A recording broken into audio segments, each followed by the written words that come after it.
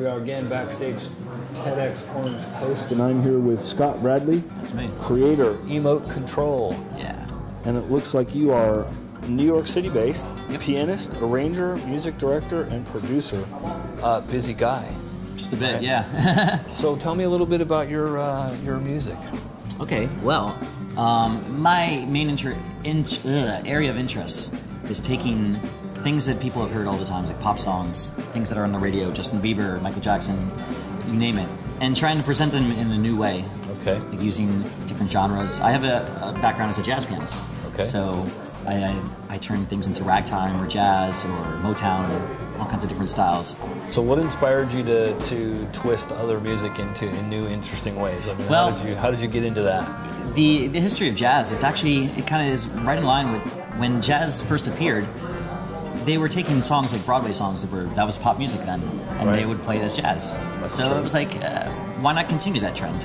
Right. We have such a rich history of music to go on, and we have so much music coming in up now, and it's a great way to also get like younger generations involved. For instance, people might not seek out jazz on their own, but if they hear me play like a Rihanna song as jazz, that might interest them. You know, it's interesting you say that because my daughter enjoys some of the more, let's say, jazzy music. Okay, cool. And so I could see where that would be true, where if it crossed over into the more pop music, but yet pulls in some of the jazz mix. That's right, yeah. It's about introducing a new audience to a great form of music. Then maybe people like to hear things that they're familiar with. So if you can give them a little bit, an element of something that's familiar to them, it's a lot easier to.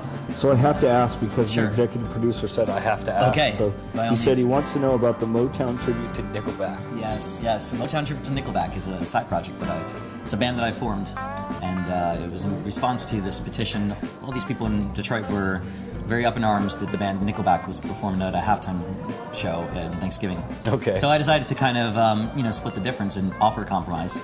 Like, what if we took a Nickelback song and arranged it in the style of Motown? Oh, how funny. It's Detroit, so. Right. And we did, and the video went viral pretty fast. I wound up giving interviews in the Huffington Post and all kinds of places. We actually played Virgin Mobile put together a festival live at Squamish, this amazing festival up in Squamish, which is near Vancouver. We played there. We were one of the acts that performed. We did a whole set of Nickelback covers as Motown, just different styles. So, and we have a CD coming out this month of it too. So. That sounds like a blast. So this is your first TEDx? It's my first TEDx, yeah. And I hope to do more of these. This was so much fun. The whole event was amazing, start to finish. And I can't wait to watch everybody else's speech too. So what was your biggest takeaway of being here on, at a TEDx event? The people are amazing. People are doing like amazing things. Like I'm just seeing all these things. There was a high school kid that developed like a new medical test. There's this.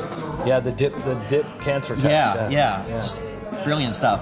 I think that I haven't been to Orange County too often, but I see that this is a whole place full of innovation. And I just love it. I love the whole. Yeah, Orange County's busy doing great things. I must admit, definitely. It's very interesting. So let me ask you this: Sure. in the music world, do you see it as an innovative place to play? Of course. And maybe people don't always think of it that way. That's the thing. But ultimately, music depends on technology. I think a lot of musicians view technology as antagonistic, like something like, well, I'm going to get replaced by a machine that can play piano better than I can. But there's ways to harness the technology. There's a lot of good. And what I talked about today was mostly about finding a new audience online. Right. How you can use all technology to build a whole audience that didn't exist before. Right. So in a lot of ways, it's a really incredibly powerful tool if you use it. Well, that's great. I want to thank you so much for taking the time to chat with me. And congratulations on your first TEDx. Thank you.